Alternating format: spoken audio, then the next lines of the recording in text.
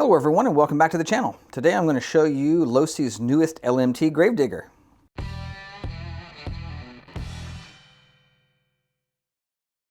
Now, as I mentioned in the intro, this is Losi's new LMT Gravedigger.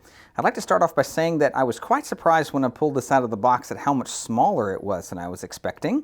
It's also quite a lot lighter than I was expecting, so I did have quite the shock when I got it out of the box.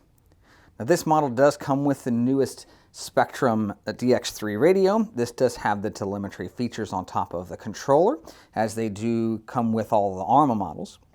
Now, for size comparison, I did grab our Granite 4-wheel drive BLX here so that you can see what I was speaking about how this is much smaller than I was anticipating it being. So that was, again, kind of a surprise. I did weigh them. The Granite here comes in at about 6.5 pounds. The SMT is coming in closer to 9.5 pounds, so only about 3 pounds heavier. And again, that was really kind of a surprise for me. Now, getting a closer look at the truck at some of the details that they've packed in for scale, they do have LEDs hiding behind these lenses here. They've featured a pretty nicely done driver in the inside of the model with all of the caging. Looking a little bit underneath here, you can see that they've included an exhaust here.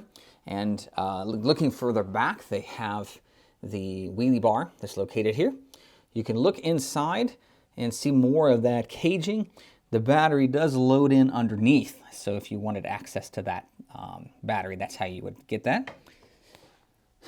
Lifting up the body, hinging it back, they do feature this new hinge setup here so that the body will hinge out of the way. This is held down with 4 clips, so you have 1, 2, and then up front, 3 and 4. You get a good look at that wiring for those LEDs. Now, looking closer here, there is a plug that is on your body here. This plug will need to plug in order to have your LEDs working. So that is the plug that you would plug it into there. Looking closer at the electronics, they do give you a 130 amp speed controller and the 3150 kV motor that is located very centered in the model. I'm quite impressed with how closely that's in the middle. Looking at the servo that's here, this is a Metal Gear servo, and they do feature this adjustable servo saver here. By tightening up that collar, you can tighten up the spring tension. As far as the chassis is concerned, they do give you these metal rails here, as well as the sway bars that's located here. There are metal links all the way around in this model, so that should really help with the durability. Getting a closer look at the shocks, you can see these are metal shocks with threaded collars. They also include a bleeder valve in the shock cap should you need to change out your oil and bleed those out. There's also these rather large rubber stops down here in the bottom of that shock that will absorb impacts from jumping should you want to do that. Getting a look underneath the model, you can see more of the detail in the axles, as well as the drive shafts they have here. These are a composite material drive shaft with steel yokes that are located there. So that might be something you might see an upgrade, maybe in an MIP or another manufacturer. Looking at the back of the wheel, these do appear to be 14mm hexes, but I also like the fact that they have included these changeable hubs here. So if you do manage to round those out, you don't have to replace the entire wheel and tire. Now that all the specifications are out of the way, let me give you the silent tour.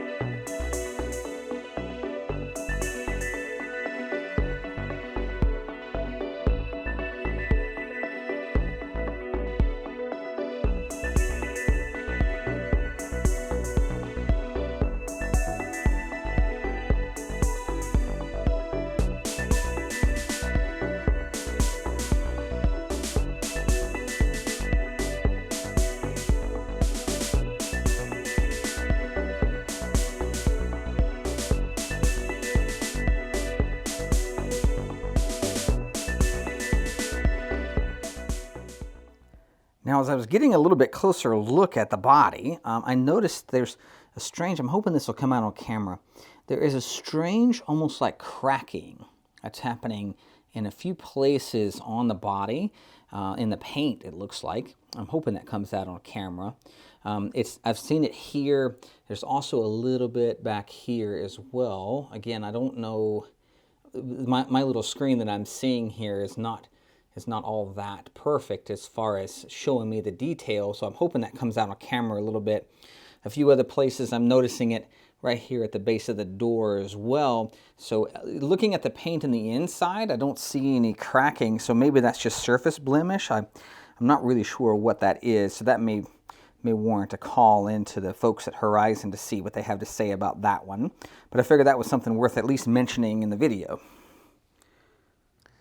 Now, an update on the cracking paint situation. I did get in touch with the folks at Horizon, who have agreed to send me a replacement shell. Well, guys, I hope you have enjoyed taking a look at Losi's new LMT Gravedigger.